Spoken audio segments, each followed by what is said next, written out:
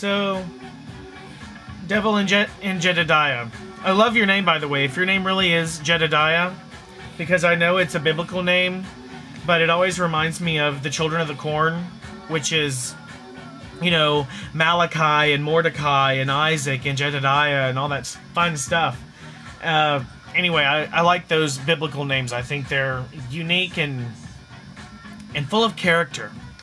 And Children of the Corn was a great film, even though the original short story that Stephen King wrote, the characters played by Linda Hamilton and Peter Horton actually died in the end of the story. They didn't win, like in the movie.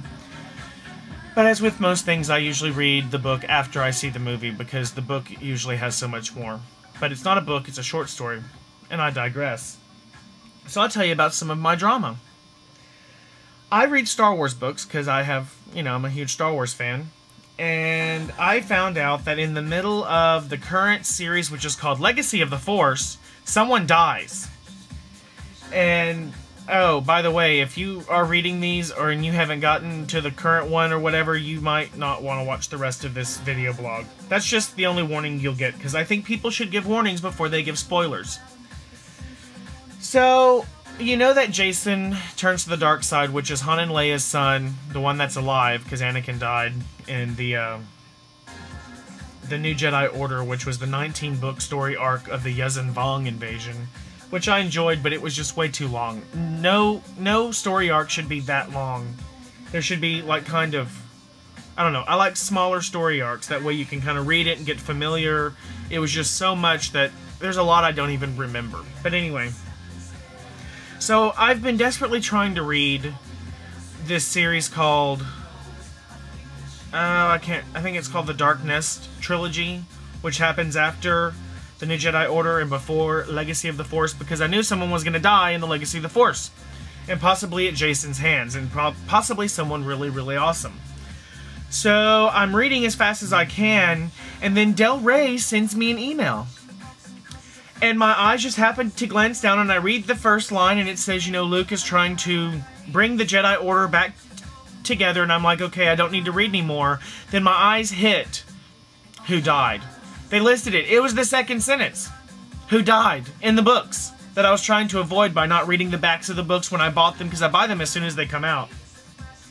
And can I tell you that it's someone awesome, beyond awesome, like loving this character, trying not to give anything away. And number one, I couldn't understand why Del Rey would send an email with that information on there like that without stating that it's a spoiler. I think it's kind of arrogant that they would think that I have the time to just read every book as soon as it's out. And you know what? I'm not a slow reader, but I don't devour a book in a night or so. I enjoy books, and I read them while I'm, you know, while I'm getting ready to go to sleep, and I'll read a chapter or two a night. It may take me, you know, a few weeks to finish a book, and I'm perfectly fine with that. That's how I like it. And I like to read other things. Sometimes I get the Yuuzhan Vong stuff with Star Wars just exhausted me, and so when I finished that, I actually went and started reading some of my other books. And so I'm behind, and then you give me a spoiler, and it's happened with all the others. I learned that Chewbacca died before I read that book. I learned that Anakin died before I read that book. I knew Qui-Gon was dead, but that was totally my fault, because it said, here's a spoiler, you know, select this blank space and the spoiler will appear. Well, of course I did it, because it's just dangled there, and that was an unofficial site, but I learned that before the movie came out, and I'm just exhausted with learning stuff before I read it, because it just kind of takes some of the effect out. Besides the fact that once I go into my bedroom and find out who wrote the book that killed this character that I just learned about, you're probably gonna become one of my least favorite authors of all time, because, yeah, wasn't happy with that information, and just hang on to hope that it's a clone and that person's still alive somewhere trapped and they just don't know it, and they think this person is dead. That's all I can hope for at this point, because if you really killed this character, I don't know what you were thinking. I don't. I think it was a stupid move, and there's so many implications. The person that is with this person doesn't get to be with hasn't been with a person for very long. I don't know. Not a happy camper. Anyway. So there's that. I had an interview on Friday of last week. No. I had an interview before that I think I told you about. Then I had an interview like Wednesday of last week at another place. And one of them is flying me out to Dallas on Tuesday so that I can interview with the big bosses there, which is kind of exciting. I'm figuring they're going to offer me something. But I'm really hoping that I also get an offer from the other one so that, as opposed to just having to take what's been handed me, that I have some kind of an option which gives me some kind of control over my destiny in life.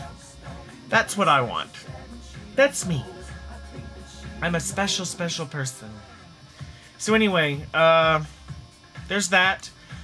I'm in a play called The Ultimate Christmas Musical, The Musical, which will be from November 29th through December 22nd. And I'm actually doing blogs for them, but I'm going to be the masked blogger called The Yellow Tape, which is named after the company that puts on these plays. And so if you want to check out any of those, one of them, the teaser's on YouTube, but you already know what I look like if you come from this, but, you know, whatever. Hopefully they'll be cute and fun. I don't know. I'm just doing them. They asked me to do them because they like these blogs, so there you go. My boyfriend's outside mowing. He wants me to sweep, and I will, but after he finishes mowing, otherwise he's just going to blow more grass in the driveway. So at any given moment, he's liable to show up and ask me, why am I not out there sweeping? It's because I'm doing my video blog. So, oh! The Devil and Jedediah left me... Why do I keep leaving that screen? He left me a video comment. Let's go see what he had to say to my video comment. Saturday morning and I can't stop talking, part 4. Excitement.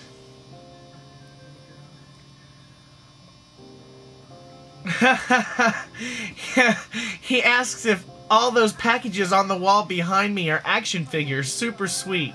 Yes, actually, they are. Over here, towards the top, I have Star Wars, the Unleashed stuff. Oh yeah, it's backwards in the camera, sorry. Below that are horror movie icons, like there's Michael Myers, which I had autographed by a bunch of the men who played Michael Myers in all 8 of the films, because I haven't met Tyler Mane yet. Although I saw Halloween the remake, and I didn't think it was the greatest piece of film I don't know.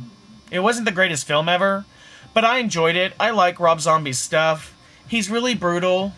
I was reading some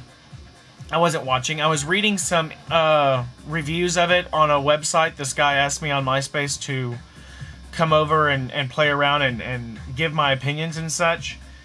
And people were talking about, the cussing needed to be toned down, and why did he make Michael's mom a stripper? And I'm like, okay, have you watched a Rob Zombie film?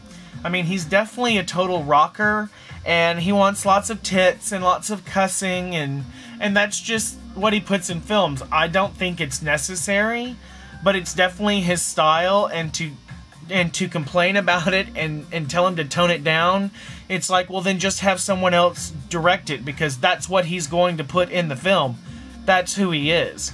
I thought there was a character who lived that dies in the original, and I was actually extremely happy about that. And but they're stating there's not going to be any more, and with it being such a huge success, I'm not quite sure how I'm not quite sure how they're not going to release more. I mean, I would be perfectly fine if they went back and created sequels based on the original series of films. I personally don't think they have to continue from there, but they can bring in someone else to direct part 2, and I would want them to sort of parallel the original part 2, where, people are taken to the hospital and Michael follows them there and stuff. But I mean, Jamie Lee Curtis chopped his head off and they found a way around that. So the ending of this one, in my opinion, is just not definite, because first of all, you don't really see anything. It's all implied, although it's pretty bloodily implied.